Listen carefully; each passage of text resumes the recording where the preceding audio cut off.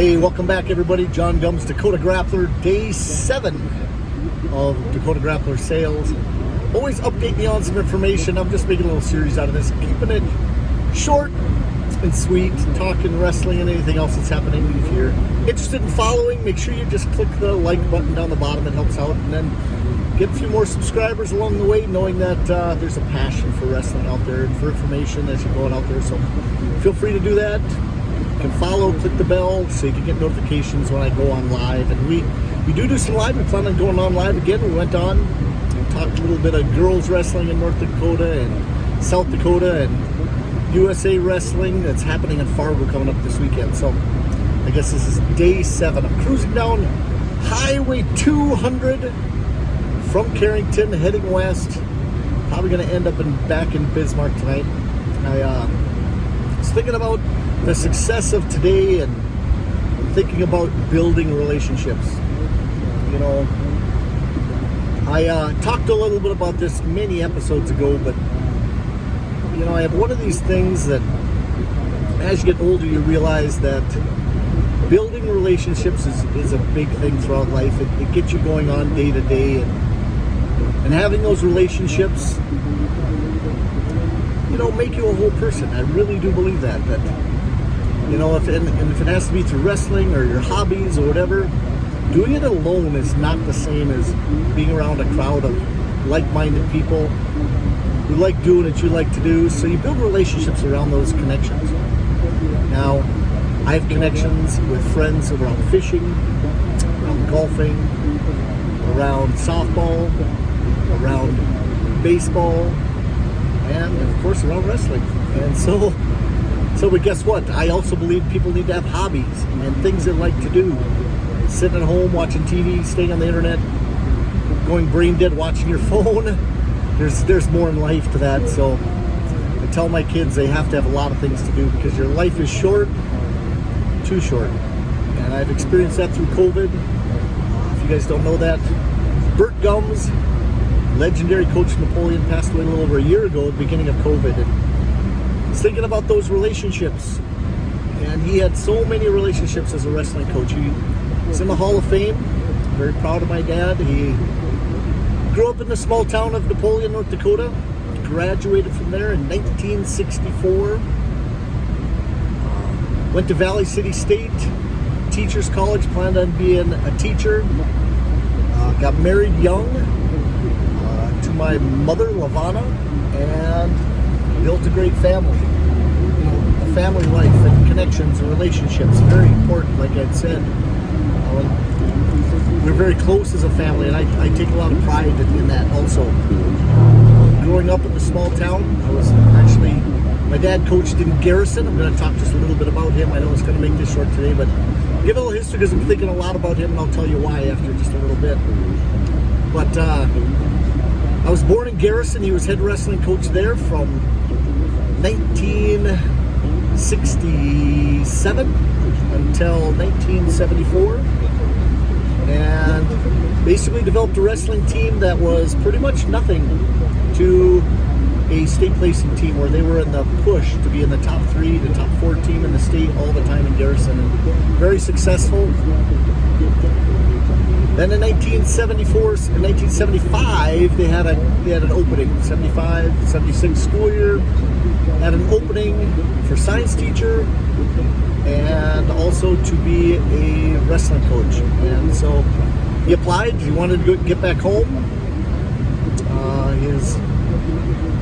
His goal was to take over the family farm, and he loved the farm. Take over the family farm and to raise a family in a small town. And then, so we grew up there. I was there till 1985. So basically 1975, 1985 in Napoleon, my dad won state championships in 1979, 1980, 81, 82, back-to-back state championships. And every year was always in the top 10 and pushing, top 3 many times. And very fierce competitor. People that know Bert He always had this look on his face that he was going to take you out. Looked mean. I had many people, how come your dad looks so mean? Yeah, teddy bear, but in competition he was tough. So knew how to get his guys in great shape, knew the basics. He made sure everybody, from the smallest person or the studness team, you better know all the basics. And then we went more advanced. His assistant coach, Barry McCleary, for many years, took over and kept running the program.